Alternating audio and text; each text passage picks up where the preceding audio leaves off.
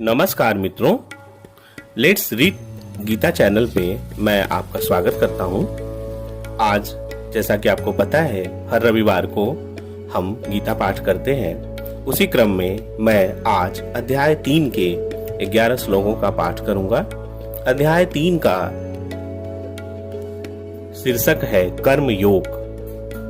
अध्याय 3 का पहला श्लोक। अर्जुन उवाच ज्यायसी चेत कर्मणस्ते मता बुद्धिर्जनार्दन तत्किं कर्मणि घोरे माम नियोजयसि केशव।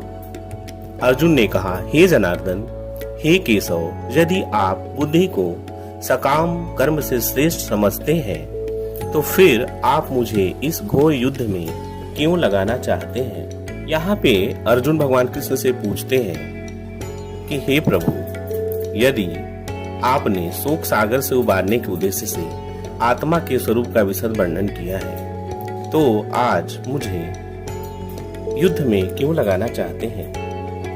व्या मिश्रणेव वाक्येन बुद्धिं मोहयसीव मे तद्देकं वद निश्चित्य येन श्रेयो अहमा अनुप्याम। आपके व्यामिश्रित अर्थात अनेकार्थक उपदेशों से मेरी बुद्धि मोहित हो गई है, अतः कृपा करके निश्चय पूर्वक मुझे बताएं कि इनमें से मेरे लिए सर्वाधिक श्रेयकर क्या होगा। जैसा कि द्वितीय अध्याय में भगवान ने सांख्य योग, बुद्धि योग, बुद्धि द्वारा इंद्रिय निग्रह, निष्काम कर्म योग तथा नव दीक्षित की स्थिति जैसे विभिन्न मार्गों का वर्णन किया है। इसलिए अर्जुन की बुद्धि मोहित हो जाती है। इसलिए भगवान से अर्जुन पूछते हैं कि मेरे लिए कर्म श्रेयकर होगा या कृष्ण भावनामृत। श्री भगवान उवाच लोके अस्मिन् द्विविधा निष्ठा पूरा प्रोक्ता मया नघ ज्ञान योगेन सांख्यानाम कर्म योगेन योगिनाम। श्री भगवान ने कहा, हे निष्पाप अर्जुन, मैं पहले ही बता चुका हूँ कि आत्म साक्षात्कार का प्रयत्न करने वाले दो प्रकार के पुरुष होते हैं। कुछ इसे ज्ञान योग द्वारा समझने का प्रयत्न करते हैं तो कुछ भक्तिमय सेवा के द्वारा। न कर्मणा मना आरंभ अनस्य कर्मयम् पुरुषो अश्नुते न च सन्न्यसनादेव सिद्धिं समधिगच्छति।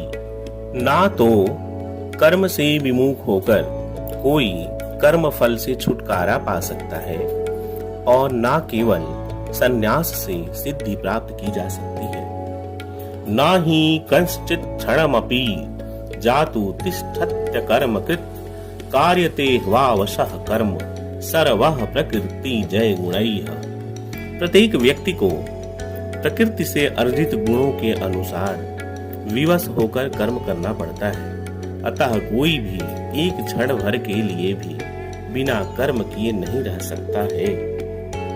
तात्पर्य यह है कि यह देहधारी जीवन का प्रश्न नहीं है, अपितु आत्मा का यह स्वभाव है कि वह सदा सक्रिय रहता है।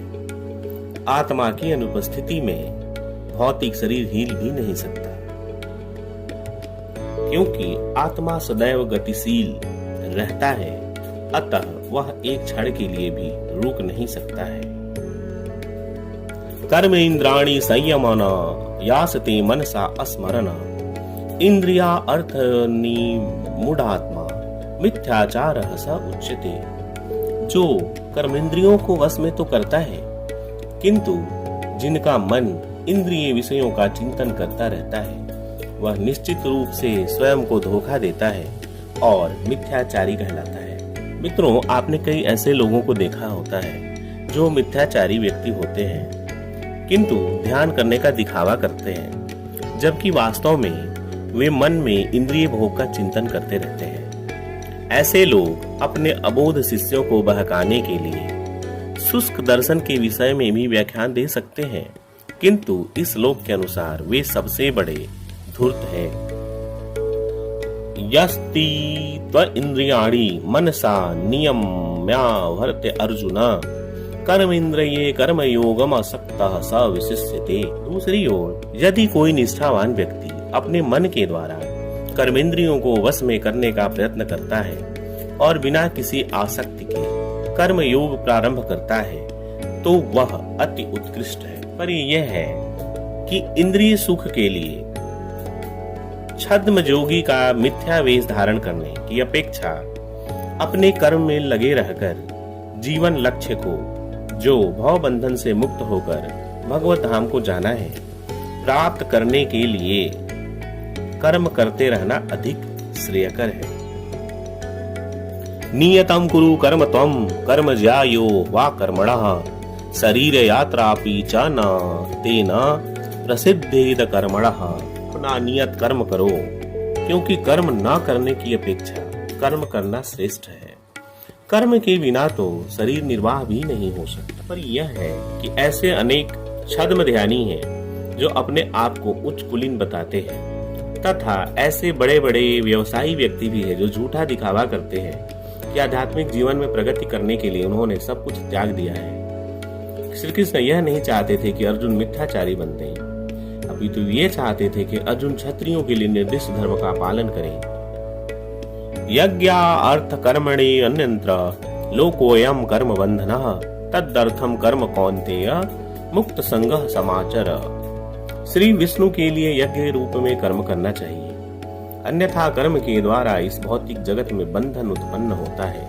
अतः हे कुंती पुत्र, उनकी प्रसन्नता के लिए अपना नियत कर्म करो, इस तरह तुम बंधन से सदा मुक्त रहोगे। तात्पर्य यह है कि चूंकि मनुष्य को शरीर के निर्वाह के लिए भी कर्म करना होता है, अतः विशिष्ट सामाजिक स्थिति तथा गुण को ध्यान में रखकर नियत कर्म इस तरह बनाए गए हैं कि एक निश्चित उद्देश्य की पूर्ति हो सके।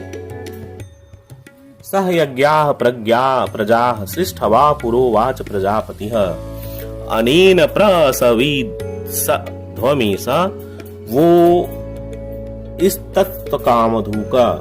सृष्टि के प्रारंभ में समस्त प्राणियों के स्वामी प्रजापति ने विष्णु के लिए यज्ञ सहित मनुष्यों तथा देवताओं की संततियों को रचा और उनसे कहा, तुम इस यज्ञ से सुखी रहो, क्योंकि इसके करने से तुम्हें सुख पूर्वक रहने तथा मुक्ति प्राप्त करने के लिए समस्त वांछित वस्तुएं प्राप्त हो सकेंगी। देवान् भावयतानेन ते देवा भावयन्तु वः परस्परं भावयन्तः श्रेयः परम वापस्। यज्ञों के द्वारा प्रसन्न होकर देवता तुम्हें भी प्रसन्न करेंगे और इस तरह मनुष्यों तथा देवताओं के मध्य सहयोग से सबों को संपन्नता प्राप्त होगी। तात्पर्य यह है कि देवतागण सांसारिक कार्यों के लिए अधिकार प्राप्त प्रशासक है। प्रत्येक जीव द्वारा शरीर धारण करने के लिए आवश्यक वायु, प्रकाश, जल इत्यादि वस्तुएं उन देवताओं के अधिकार में है जो भगवान के शरीर के विभिन्न भागों में असंख्य सहायकों के रूप में स्थित है। उनकी प्रसन्नता तथा अप्रसन्नता मनुष्यों द्वारा यज्ञ की संपन्नता पर निर्भर है। कुछ यज्ञ तो किन्हीं विशेष देवताओं को प्राप्त करने के लिए होते हैं, किंतु भी सारे यज्ञों में भगवान विष्णु को प्रमुख भोक्ता की भांति पूजा जाता है। भगवद गीता में यह भी कहा गया है कि भगवान कृष्ण स्वयं सभी प्रकार के यज्ञों के भोक्ता है। भोक्ताराम यज्ञ तपसामा। अतः समस्त यज्ञों का मुख्य प्रयोजन यज्ञपति को प्रसन्न करना होता है। श्री कृष्ण मित्रों,